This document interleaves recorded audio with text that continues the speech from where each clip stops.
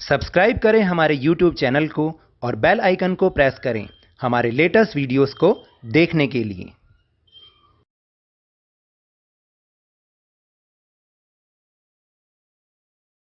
Hello and welcome to Lovnish sir की क्लास। आज की ये शिक्षा निदेशालय राष्ट्रीय राजधानी क्षेत्र दिल्ली की वर्कशीट नंबर 36 जो कि कक्षा 7वीं के विद्यार्थियों के लिए है। यह ली गई है सामाजिक विज्ञान के इतिहास विषय से और इसमें हम समझने की कोशिश कर रहे हैं पाठ ईश्वर से अनुराग को।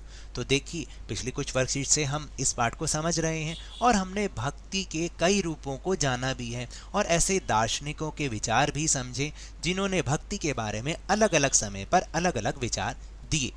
अब आगे तो देखते हैं कि आज क्या है इस वर्कशीट में। प्यारे बच्चों, 13वीं सदी के बाद उत्तरी भारत में भक्ति आंदोलन की एक नई लहर आ गई। यह एक ऐसा युग था जब इस्लाम, हिंदू धर्म, सूफी मत, भक्ति की विभिन्न धाराओं ने और नाथपंथियों, सिद्धों तथा योगियों ने परस्पर एक दूसरे को प्रभावित किया। इनमें से कुछ के बारे में आज हम जानेंगे। देखिए, यहाँ पर जो सबसे पहला चित्र दे रखा है वो है श्री तुलसीदास जी। तुलसीदास जी कौन थे? तुलसीदास जी ने ईश्वर को राम के रूप में धारण किया। उनकी प्रसिद्ध रचना रामचरितमानस जो अवधी भाषा में लिखी गई है, यहाँ पर अवधी थोड़ा सा गलत लिखा हुआ है, आप उसको सही करके लिखिएगा, इसमें बड़ी की मात्रा आती है। इससे उनके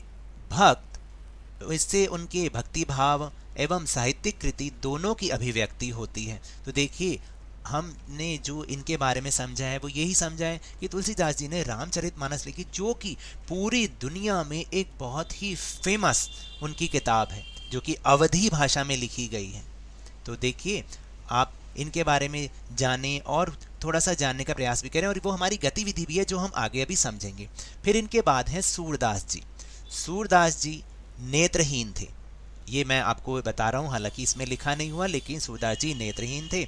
और देखिए, जो सूरदास जी थे वो श्री कृष्ण के अनन्य भक्त थे। जैसे तुलसीदास जी श्री रामचंद्र जी के अनन्य भक्त थे, ऐसे ही सूरदास जी श्री कृष्ण के अनन्य भक्त थे। उनकी रचनाएं सूरसागर, सूरसावली और साहित्य लहरी में संग्रहित हैं। यानी उन्होंने ये जो ग्रंथ लिखे सूरसागर, सूरसावली और साहित्य लहरी, इसमें उनकी रचनाएं संग्रहित हैं, यानी इकट्ठी हैं।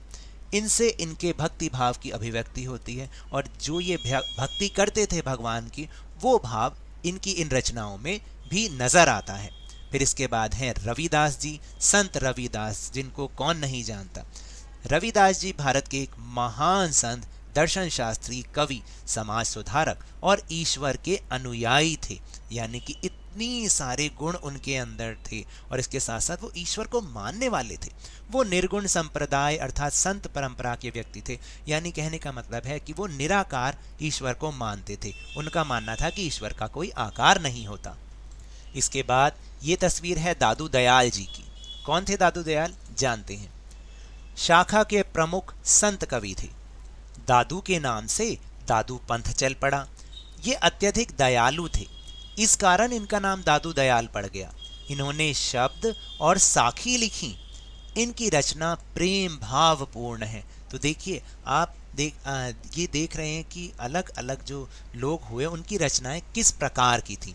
और फिर ये हैं मीराबाई, जिन्हें कौन नहीं जानता। मीराबाई कौन थी? जानते हैं। मीराबाई एक राजपूत कन्या थी और इनका विवाह मेवाड़ के राजसी घराने में हुआ था। वे कृष्ण के प्रति समर्पित थीं और उनके भजनों में भक्ति भाव की अभिव्यक्ति होती है।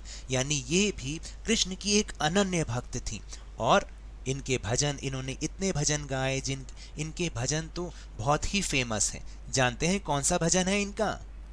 एक इनका बहुत ही फेमस भजन है जो इस प्रकार है।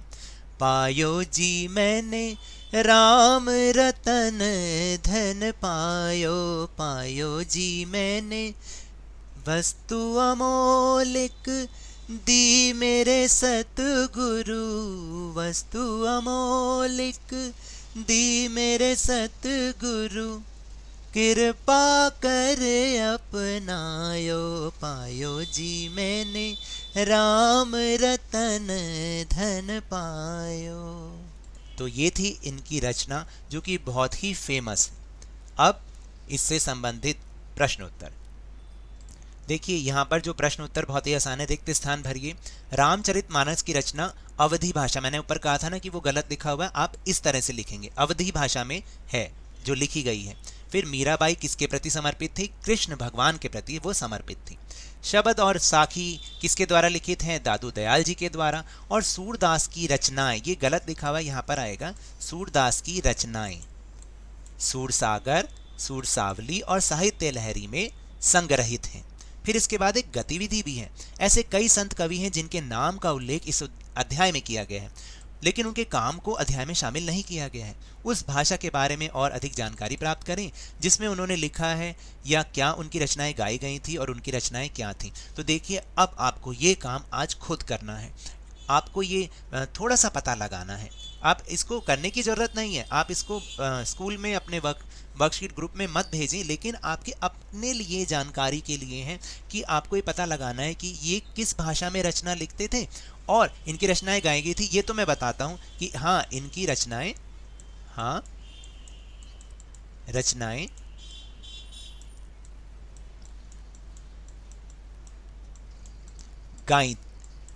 गाई गई थी। तो जैसे कि मैंने अभी आपको गा के सुनाया था ना, तो ऐसे ही इन सभी की रचनाएं, मतलब ज़्यादातर की रचनाएं गाई जाती हैं। तुलसीदास जी की रामायण भी गाई जाती हैं, फिर उसके बाद सूरदास जी के पद भी गाए जाते हैं, मीराबाई के भजन भी गाए जाते हैं। तो ये तो थी आज की वर्कशीट। अगर मेरे इस तरह समझाने से आपको थोड़ा सा भी समझ में आया हो तो इस चैनल को ज़्यादा से ज़्यादा सब्सक्राइब कीजिए, लाइक कीजिए और बहुत ज़्यादा शेयर भी कीजिए। और हाँ, मेरे साथ इसी तरह आसानी से वर्कशीट को समझते रहिए, लेकिन ध्यान और मन लगाकर पूरी मेहनत और लगन के साथ ऑनलाइन ही सही पढ़ते जरूर रहिए। और अगर आपको कोरोना वायरस को हराना है ना, तो मास्क अवश्य पहन के रखिए और जब भी संभव हो, जब भी उपलब्ध हो, इसका टीकाकरण अवश्य कराएं, क्योंकि कोरोना को हराना है और जिंदगी को एक बार फिर से सुहाना बनाना है। इसी उम्मीद के साथ बहुत बहुत धन्यवाद।